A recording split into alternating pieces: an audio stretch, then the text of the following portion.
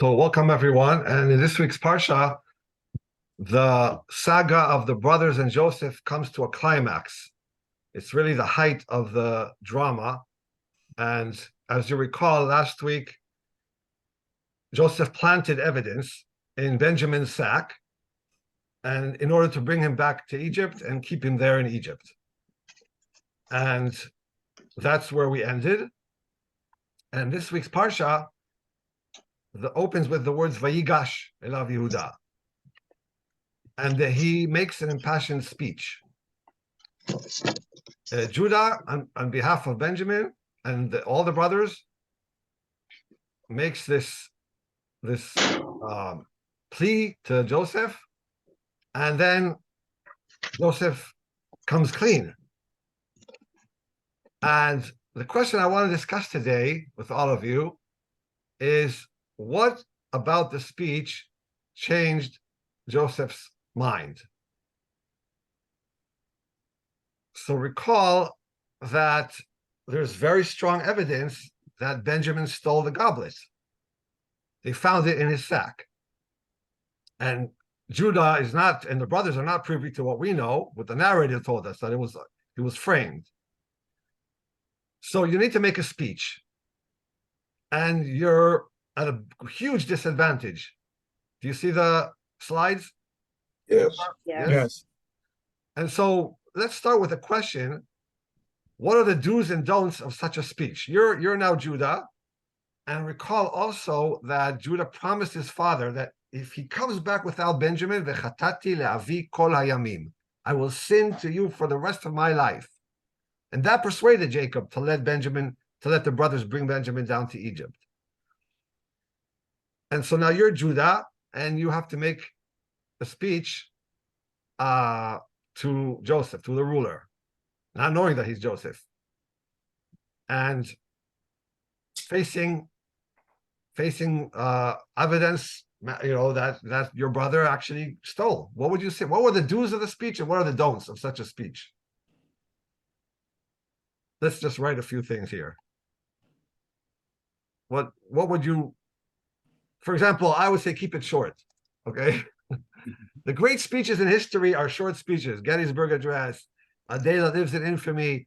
But do any of you recall what Barack Obama said in his inauguration speech in his first term? I mean, it was historic. First Black president of the United States. Nobody remembers. Why? It was 2,500 words. You can't remember 2,500 words. So I would say, what else? What are your suggestions? The do's and the don'ts. Be sincere. Okay. Be sincere. But okay, so here's my question to you. Claim that he didn't do it? Claim that Benjamin did not steal? No, but he should, whether he did it or not, apologize on his behalf. Okay, so I like that. Avoid questions of guilt, but do apologize. Okay, so be sincere and apologize. Because you're onto an interesting point, which we're going to get to later. He doesn't really know. He might have suspicion that it was planted, that this whole thing is a setup. There's so much evidence that it's a setup, with all the money being returned and put in their sacks. It's weird. Okay, so yes, it's weird, but on the other hand, Benjamin is kind of a spoiled boy. And you might think, oh, he's so spoiled. He's entitled. He has this feeling of entitlement that he can even pull off such a thing and get us all in trouble. So it's not clear, right? We don't know what was in Judah's mind. So maybe avoid. Don't talk about. And in fact, that's what he does. He doesn't mention even once the whole episode with a goblet. So let's look at the speech and continue and break it down into 4 parts. No excuse, sir. What do you mean by that, Mother? No excuse. Not to make excuses.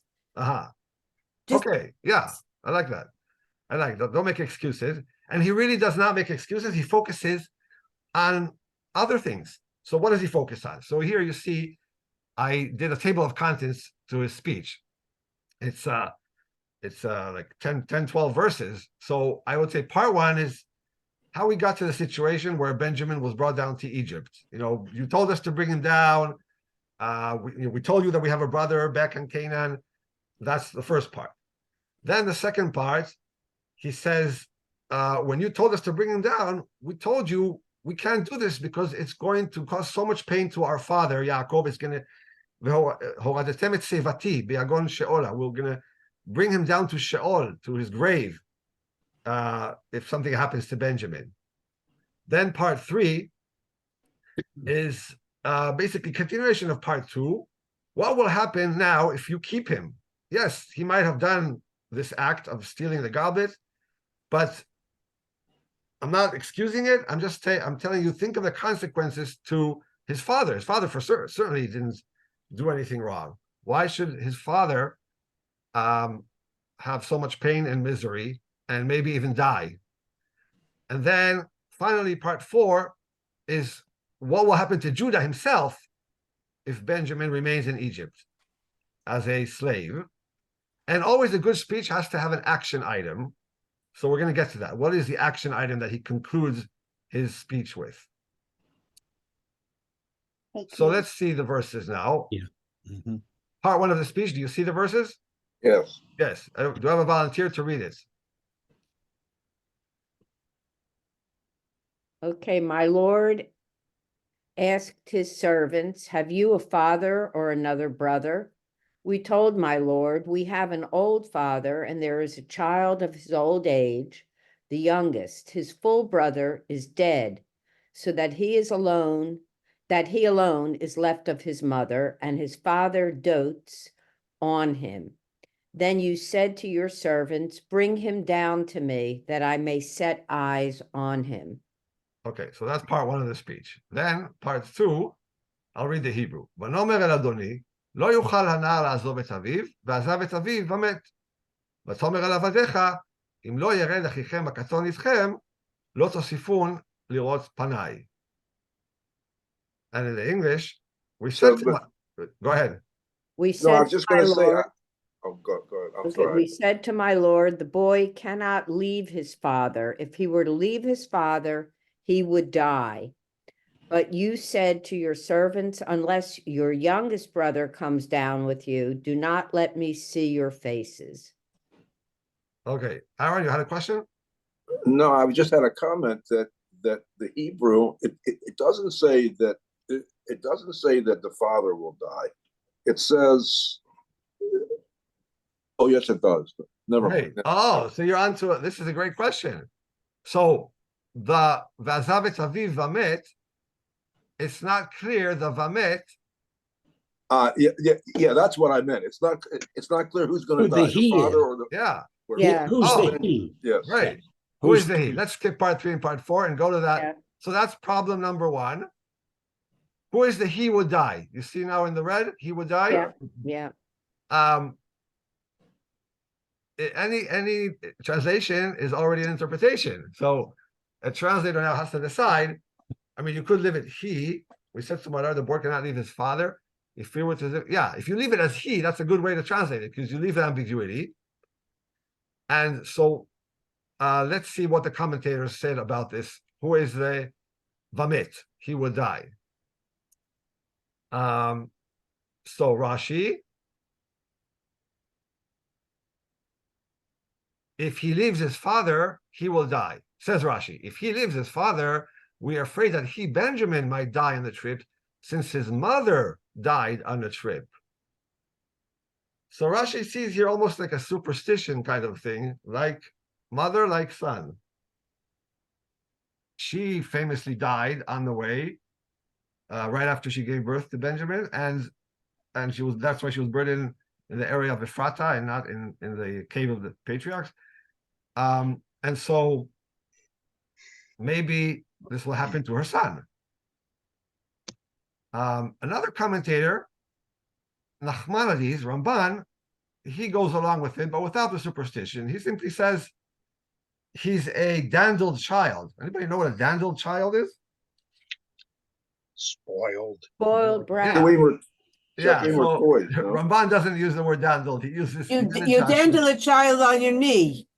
Ah, You say you dandle a child on your knee.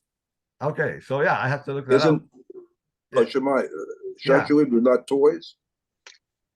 I'm sorry? Shashuim, are they not toys? No, it could be an adjective describing a yeled.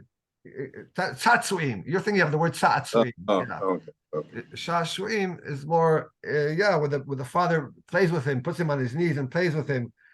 So he's not used to going on long trips. It will be a danger for him. He might die on this kind of trip. He's not a ruffian, or not even a ruffian. He's not an athlete. He's not an outdoors person. He's a yeled shashuim, and so he will die on the trip. Handled. Okay, dandled child. But now you already remember that Rashi's grandson always likes to argue with his grandfather. So he said, Grandpa, you're wrong. So if he's telling his grandpa he's wrong, who is going to die? Who is the subject of he will die? Jacob. Jacob. So let's read it. So now you said it. So can you read it? Okay, if he leaves his father, he will die. His father, for the very day he, that is Jacob, doesn't see him, Benjamin, he will die. And another commentator, Gersonides, from the 14th century, Ralbag, Rabbi Levi ben Gershon, agrees with Rashbam, meaning to say that his father will die if Benjamin leaves him due to his excessive love for him and his fear that something bad will happen to him along the way. Didn't the grandson defeat the grandfather in this? Because isn't the accepted understanding that the father will die? No, is that not the accepted understanding? Yes. So let's see. I'm opening up the Yes. JPS that we have that we use in shul and looking at their translation. They say that where was that? The original here, this one.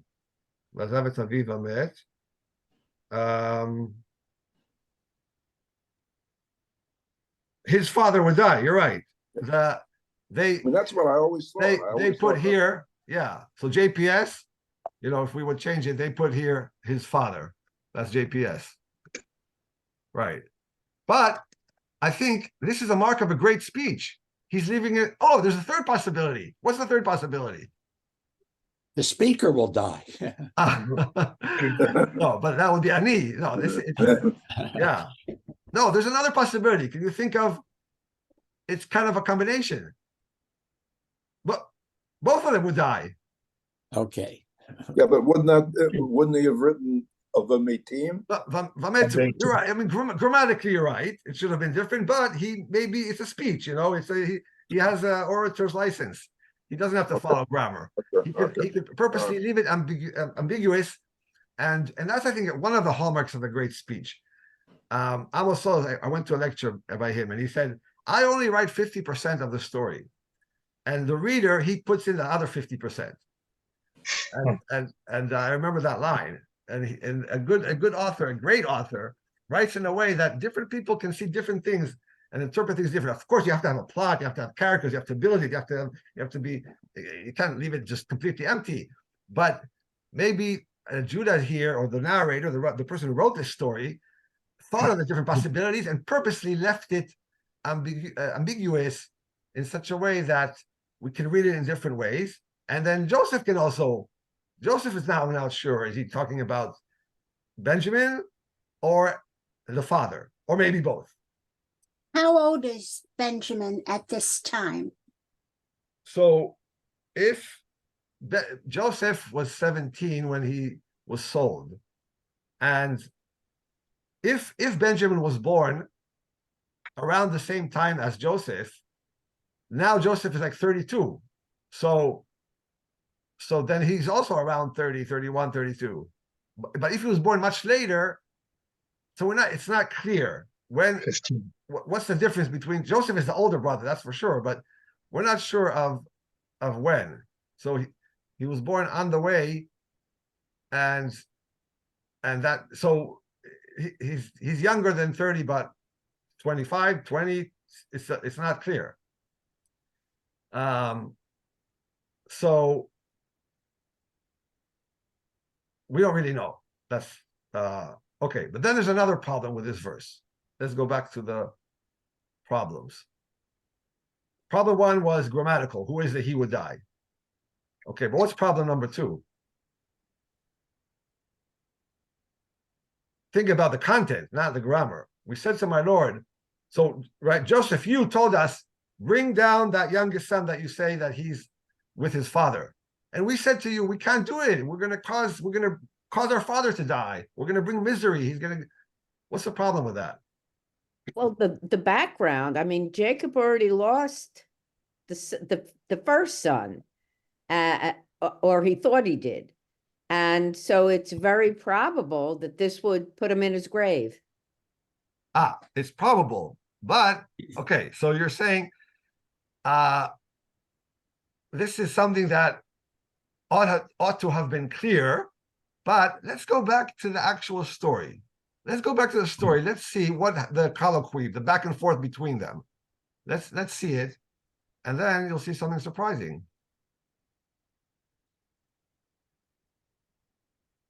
So I have here from Sepharia the text in last week's Parsha.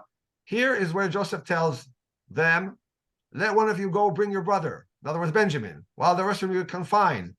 And then I'll know if you are truthful or you're spies. And he confined them in the guardhouse for 3 days.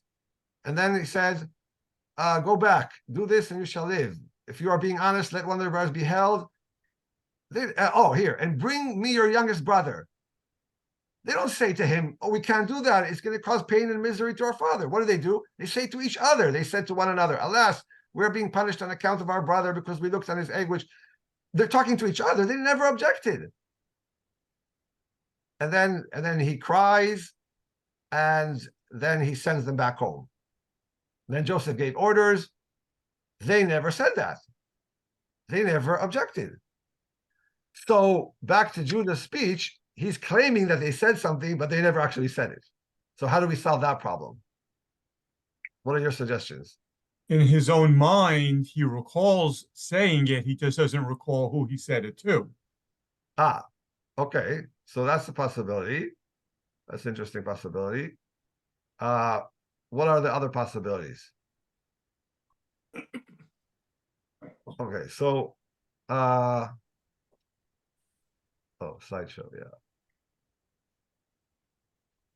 Oh, we saw that already. Okay, so yeah, this was the true or false question, and we saw that it's false.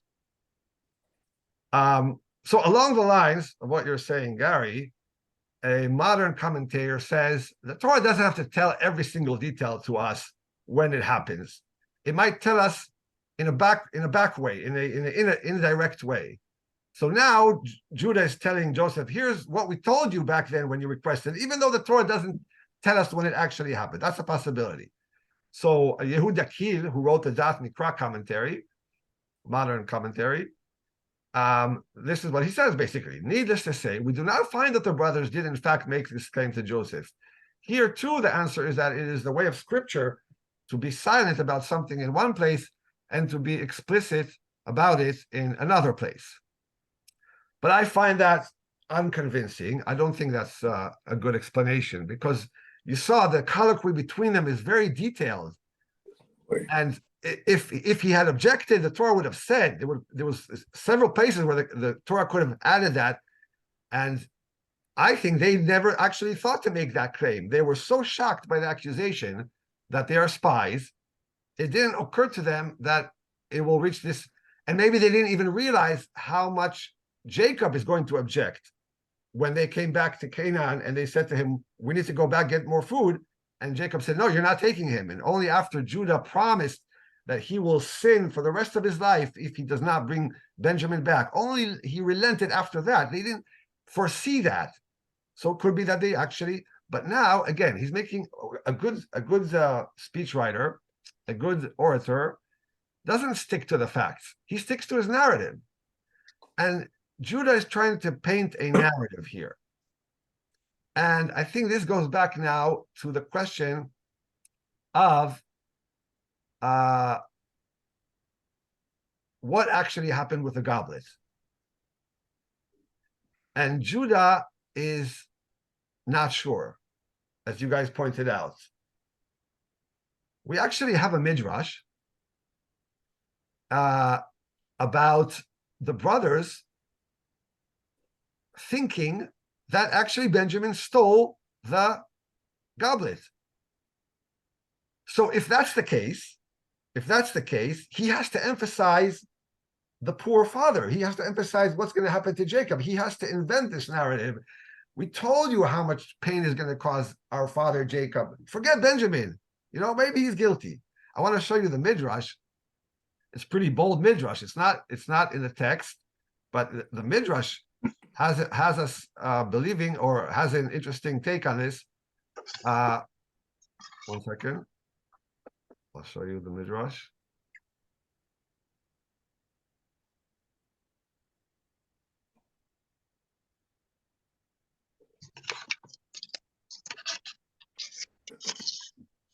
Let's enlarge it a little bit.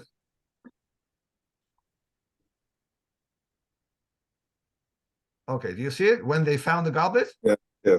His brothers said to him, "Thief, son of a thief. Rachel, your mother, she stole the teraphim." What are the teraphim? The eye. The idols. And you stole the goblet. Oh, again, we have like mother, like son. Oh, wow.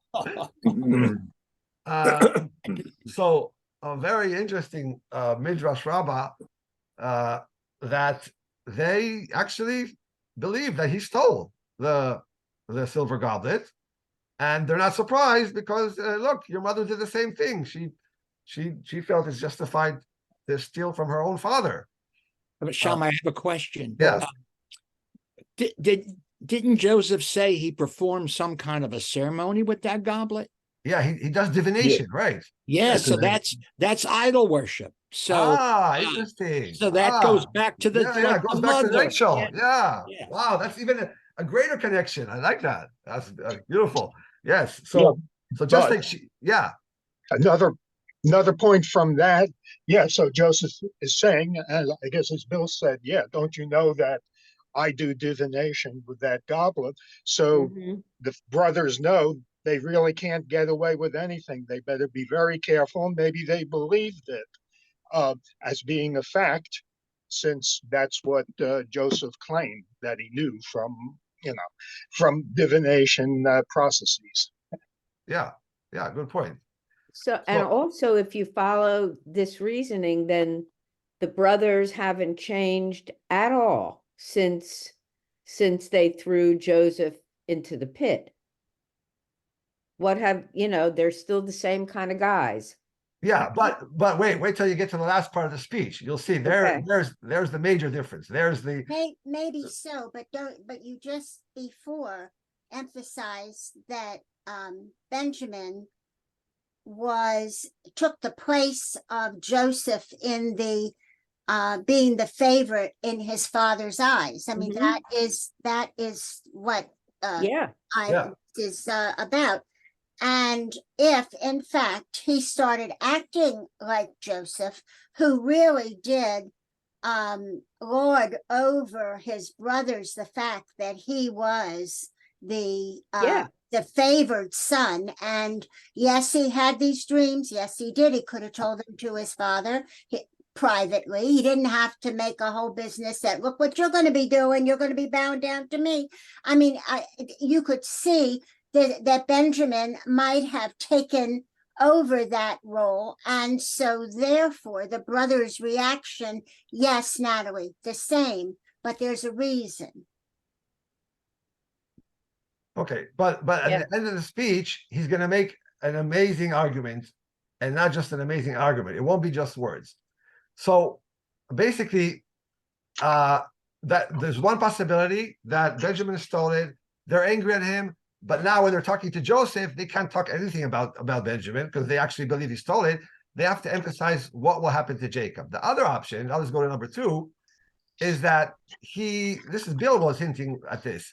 all the different, like he placed them in the order of their birth when they were eating lunch together with Joseph. Yeah, Yeah, all these little signs. And the whole frame up. the whole thing. Yeah, and also, so if he's accusing them of spies, how would bringing Benjamin down prove that they're not spies? Aren't there spies who have little brothers? Aren't there spies who have old fathers at home? Like, how does that prove, right? How is the proof, how is it conclusive that they are not spies? Like, it makes no sense. So all these little things add up, and maybe Judah didn't fall for it. He knows this is a setup. He can't say that to the ruler of Egypt. That's not going to get him anywhere. So now he's focusing on Benjamin. He doesn't say the words innocent, but he portrays him as a helpless scapegoat, and the emphasis is on mercy for Benjamin, not mercy for Yaakov. So then if the he will die, right, then we interpret it as he this little boy, he will die. And you and I both know, though I'm not going to say it, that he didn't do anything, that he never, this little dandled child, he plays with toys, he sits and listens to his father singing him songs and playing games with him. He's not the type of person that would steal the viceroy's goblet. It's just not his character. And so why would you do this to him? And so basically he's hedging, and because he's not sure, he built this speech that can have two different narratives. It can carry two different narratives. Narrative one is, if he is guilty, then let's focus on the father. The pain, the enormous pain you're going to cause his father. Basically, you're going to cause him to die because it's going to be his second son that he lost. If he is innocent, then you're going to take an innocent person and make him a slave for the rest of your life. And then he ends with an action item. I hinted to you at the beginning that is the last part of the speech. So let's go and look at that last part. I think that is the straw that broke the camel's back. So do we have a volunteer to read part 4 of the speech, the last part? Okay. Now your servant. Go ahead, please. Now your servant Judah has pledged himself.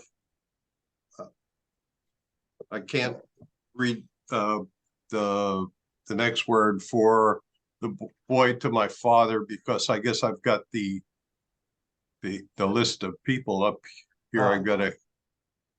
Okay, pledged himself for the boy to the father, saying, if I do not bring him back, I stand guilty before my father forever. Therefore, please let your servant remain as a slave to my lord instead of the boy. And let the boy go back with his brothers. For how can I go back to my father unless the boy is with me? Let me not be witness to the woe that would overtake my father. And what's the next thing that happens? The Torah says, V'lo yachol Yosef lehitapek. Yosef could not control himself, and he went and cried and came back and said, I am Joseph, your brother. So what is it that actually made him come clean and reveal? I think it's the bold part, action item. I am willing to sacrifice my life for this boy. Take me as a servant. Let him go back to his father. So words are great, but that's the meaning of the last slide that I have here. We have a speech. We have President Obama giving a speech, but it's not effective unless it leads to action. And so we see people, demonstrating and holding signs. That's the action. Up until now, there was words. Yes, empathy and have empathy for his father. Have empathy for this little boy. But I think the thing that actually caused Joseph to come clean and to say, okay, I'll reveal and I'll stop this whole charade, is when Judah said, I am willing to take action. Take me as a servant. Take me as a slave. Which means he'll be for the rest of his life a slave for something that he had not done, right? And he's standing up for his brother. So here is the tshuva. You guys mentioned that they're doing the same thing they did to Joseph. Here, the same person, Judah, who told his brothers, let's sell Joseph, he's now saying, I'm selling myself. I'm willing to be a slave to you, Joseph, and just let this poor boy, whether he's innocent or not, let him go back to his father, so his father doesn't go to his grave mourning the child. There are other parallels.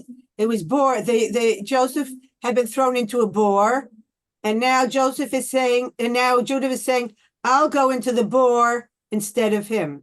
Yeah, And it harkens back yeah, to Yeah. the bore, the yeah. So we don't have time. I have Pit. prepared a video Oh. of this is a Muslim family in Yugoslavia who saved Jews, who hid Jews in their house during the Holocaust.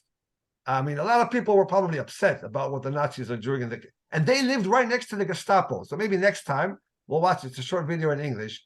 Her name is Zenyeva Hardega and her husband Mustafa. I just wanted to show as an example that in certain situations, it's the actions that matter, not so much the words. If the words don't bring you to action, it's not worth much. It's not going to help a lot. So and I think this is what happened in our case with Judah, and that shows us really the power of actions, words that lead to actions. And on this note, we'll end our class today. Thank you. Thank you. Thank you. Yasher Koach. Eshtakoa. Yes. all right.